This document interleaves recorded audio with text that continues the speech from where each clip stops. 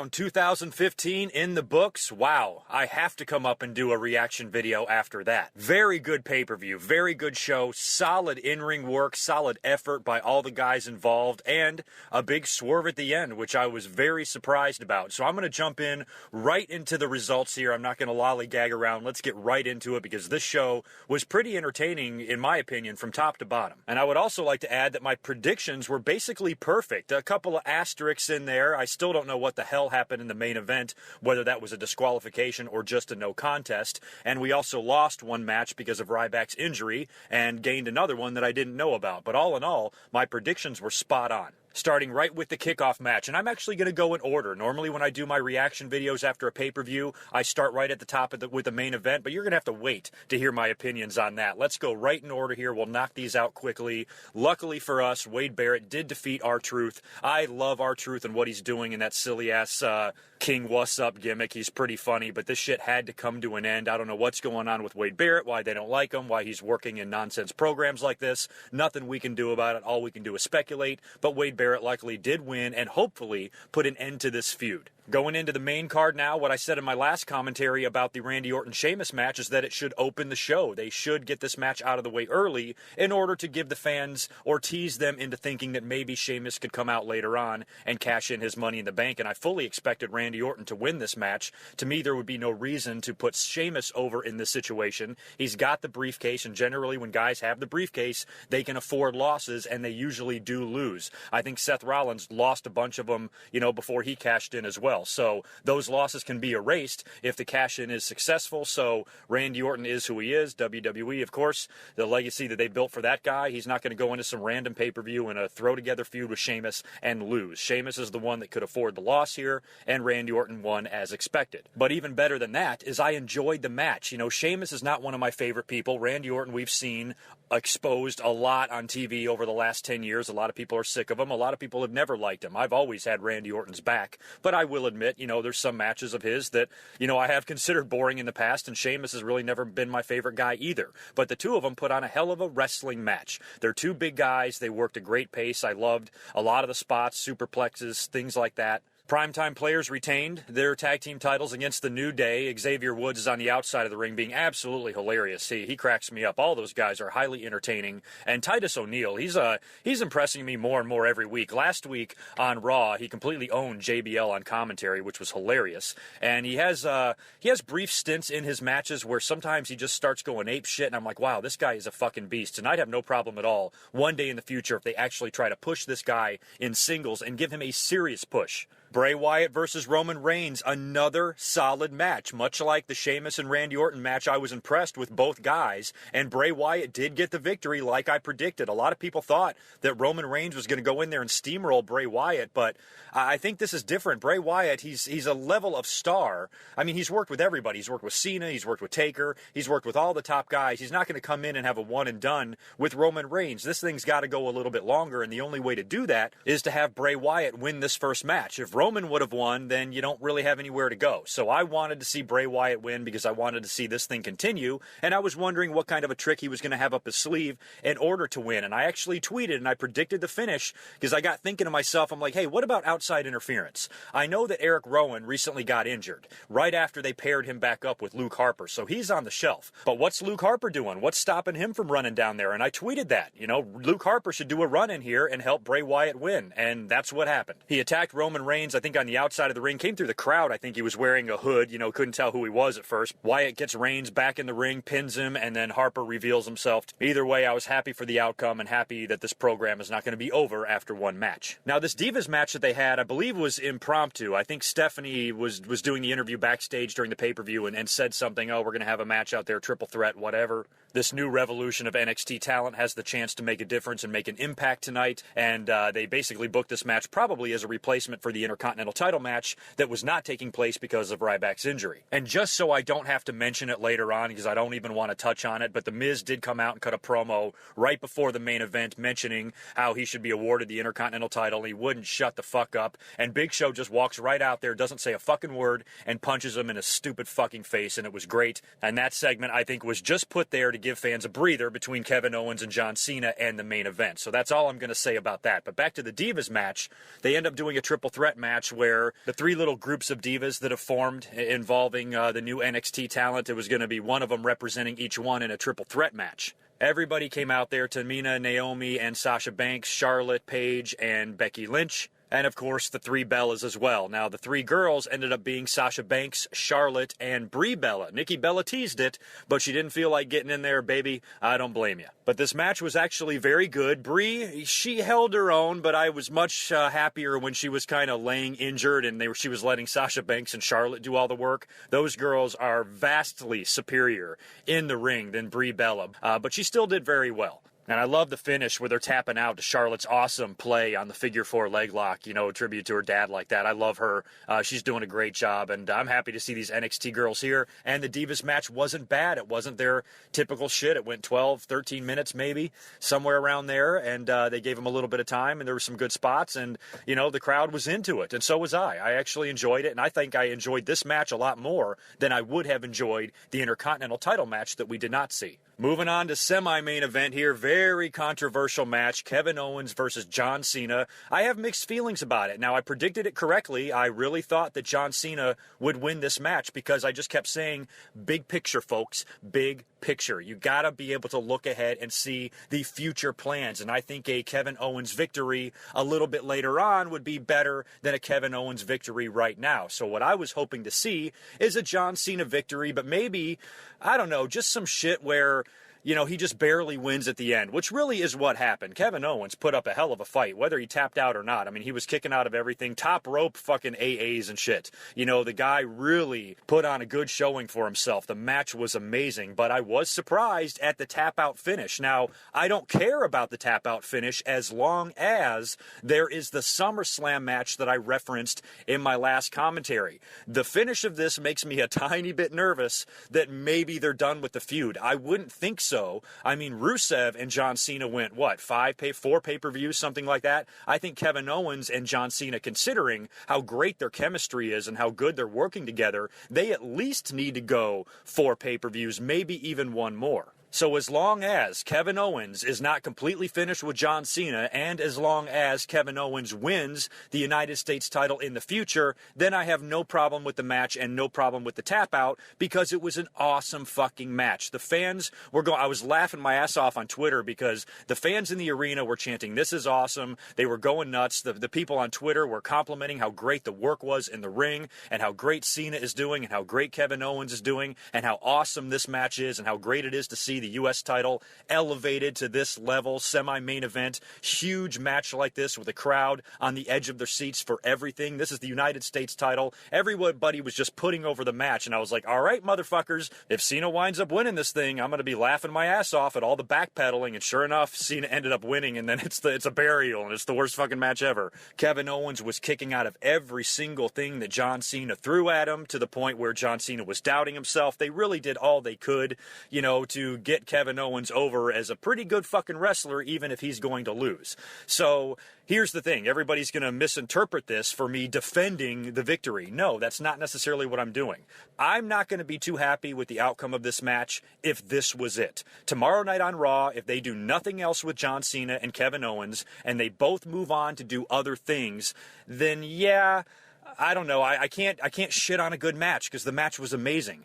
I would have, but I don't know what you would have preferred. Would you prefer John Cena win with the AA, which is a lame fucking move that I don't think anybody should get pinned from? Or do you think he should win after beating the complete shit out of Kevin Owens so badly and putting him in a devastating finishing move to where Kevin Owens had no choice but to tap out or break his neck? I don't think this made Kevin Owens look bad. I mean, the match was great. It went a long time. I think of the three, it could be their best one. I think I liked the second one the best, but this one had a few good moments in it where, and the fans were very into it, that This Is Awesome's, like I said, going on left and right. So yeah, I was hoping for Kevin Owens to win the U.S. title, and I'm hoping he still will, and that my big picture scenario still plays out, and that we will have a SummerSlam match or something like that, where Kevin Owens can get the title, and that moment in front of the New York crowd. I think this thing is in Brooklyn, and as a matter of fact, I read today, correct me me if I'm wrong. Now, NXT is running their show the night before SummerSlam in the same building.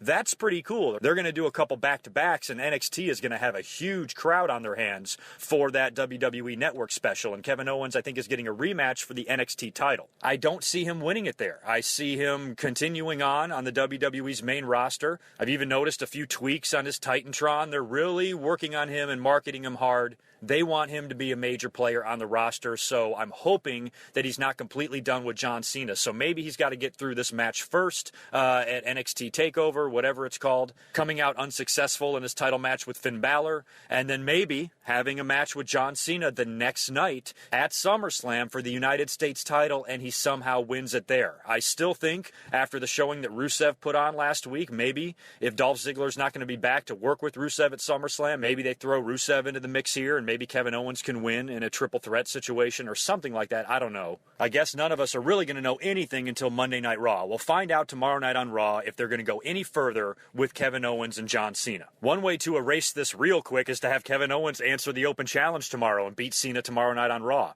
That wouldn't be so bad, and that would make this horrible tap out basically insignificant. So hopefully they're not done. If they are, and those guys both move on, maybe I'll have some different feelings on this. But for right now, I am still watching a great feud with great matches. I don't give a fuck who wins. I don't give a fuck who loses. I'm watching it for the entertainment value, and I'm not going to sit here and try to judge guys on who deserves a victory and who doesn't. And I appreciate good wrestling, and I saw good wrestling, not only in this match, but on the whole pay-per-view. Moving on to the main event, this was fucking badass. Seth Rollins versus Brock Lesnar. We knew something had to go down here. Seth Rollins was completely by himself. He alienated everybody in the Authority. J&J Security is a mess. Kane is on the shelf with the busted ankle. Stephanie and Triple H are basically like, you're on your own.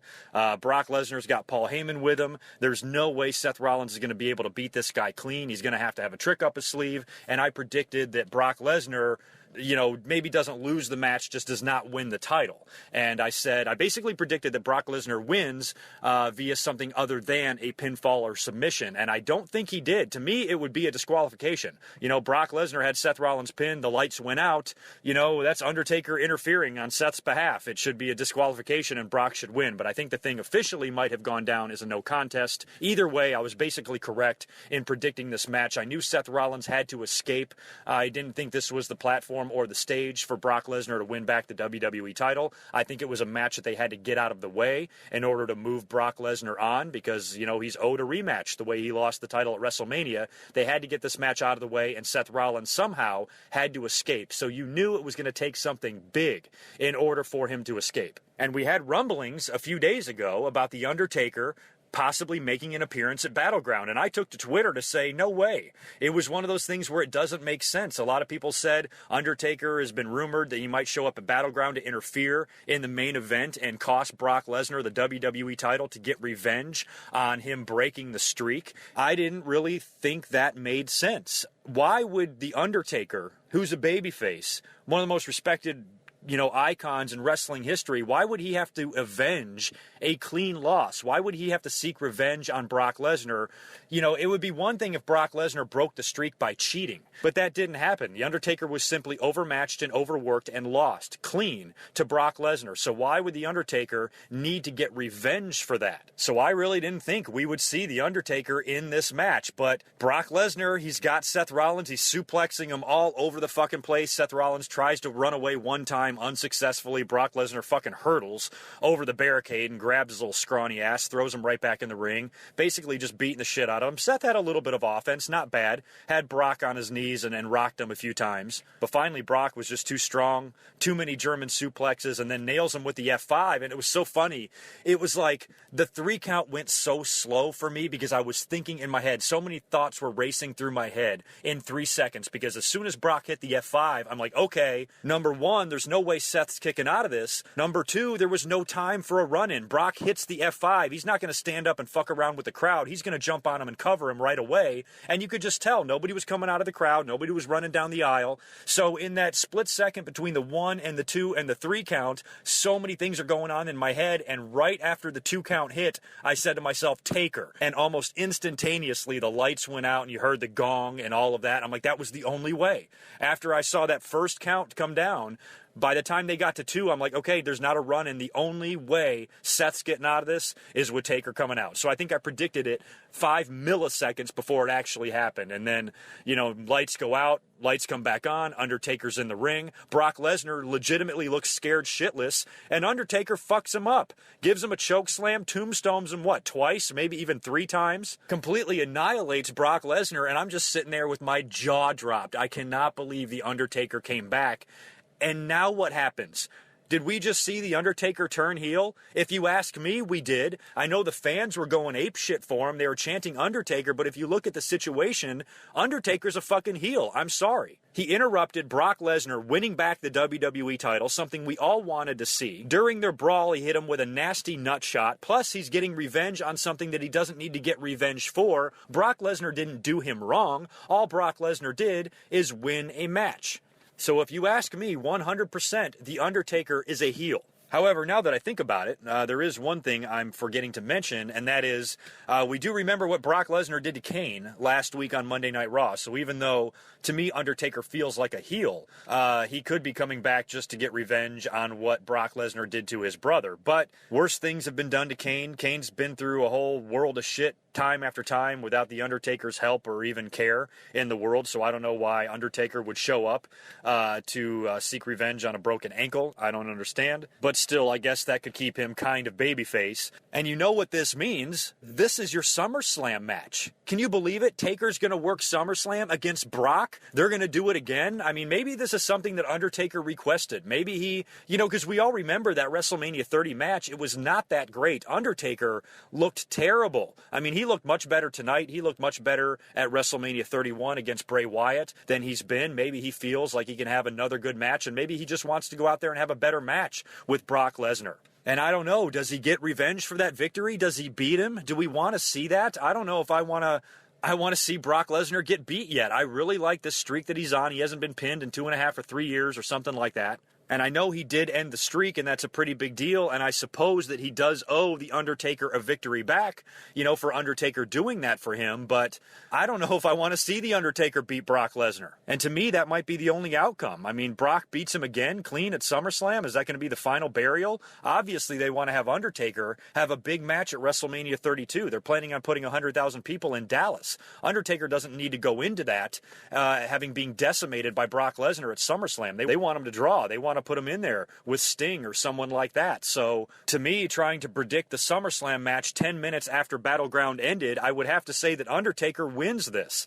So I don't know. I've got mixed feelings on that. Still a cool moment. I love The Undertaker. We all do. I'm never going to complain about him being on TV. But me being such a big Brock fan, I'm surprised that they might have him go down to The Undertaker, because he's probably also due to take some time off. So I bet after SummerSlam, he will be gone for a while, which adds more fuel to the theory that Undertaker could wind up beating him and burying him or something like that, and he doesn't come back until months later. And even though I'm not crazy about the idea of seeing Brock Lesnar get beat, it would be a nice full circle story, and maybe it's WWE's way of giving the fans a little bit of closure back, because we all hated that streak ending. I hated it. As big of a Brock fan as I am, I did not want to see that streak end, and it still bothers me. I mean, it really does. That streak is older than some people listening to this commentary. I mean, it's been going on for a long time. For them to end it like that in such a shocking way, I mean, it was crazy. So maybe this is WWE's way of, maybe giving one back to the fans and not letting them remember The Undertaker for that. And now Undertaker can,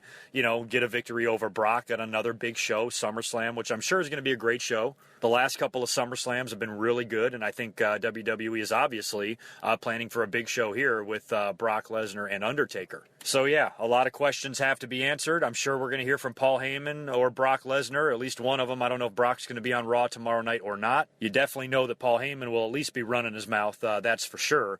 So hopefully we'll get a little bit more information on where they're going with this. As far as Seth Rollins goes, he's going to have a title match at SummerSlam. At this point, his opponent could be anyone, and a lot of us have been speculating about Triple H. He's been using the pedigree lately. Triple H has been putting Seth in compromising positions like matches with Brock and basically making him go out there and prove himself, and there's dissension in the authority, and it's basically crumbled all around Seth Rollins. So maybe now he could start something with Triple H. If not, he's going to have a match for the title with someone. And if Roman Reigns is involved with Wyatt and Brock Lesnar is involved with Undertaker, And John Cena, hopefully, will be involved with Kevin Owens. Who's Seth Rollins' opponent going to be? If they wanted to give the belt to Sheamus, maybe they could have Seth Rollins versus Triple H for the WWE title. Yes, Triple H. And since Triple H really doesn't wrestle that much, only on big shows, he can't really hold the title. Well, I guess he could. Brock did. Triple H could. But I say have that match take place and have Triple H beat Seth Rollins and then have Sheamus cash in. Triple H has been a part of a couple of cash-ins in the past, and he's helped guys win the WWE title, so it would be nice to see one of them turned around on him, and Triple H has always liked Sheamus, and maybe they can do something like that. And Triple H can have another world title added to his credit, even though he only held it for a couple of minutes before Sheamus came out there and took it away from him. Sheamus then can hold the title, for the fall and maybe even the end of the year and get it off of him by the time the Royal Rumble comes and have a whole new champion by the time we get to WrestleMania 32. That could be an option. I guess we really won't have too many ideas until after we watch Monday Night Raw. So I will be up here probably tomorrow night or Tuesday afternoon with a Raw review because by then we'll have at least an outline of what we're looking at for SummerSlam, and maybe some of the questions I speculated on earlier on will be answered. So keep an eye out for that video in a couple of days. Leave me your comments on Battleground. I mean, aside from who won and lost, do you agree with me on the fact that the show was good and the guys worked hard? I thought it was. I thought the match quality was outstanding. There were many parts of the show that I found highly entertaining, and I loved the main event. I loved the ending swerve with Taker coming out. I loved everything. Battleground was solid. Not a 5-star pay-per-view or anything like that, but definitely a solid show. I give it a B. A solid fucking B. So anyway, you guys enjoy the rest of your night. Like I said, leave me all your comments on the pay-per-view below, and I will catch you in a couple of days with your post-Battleground Monday Night Raw review. Until then, peace.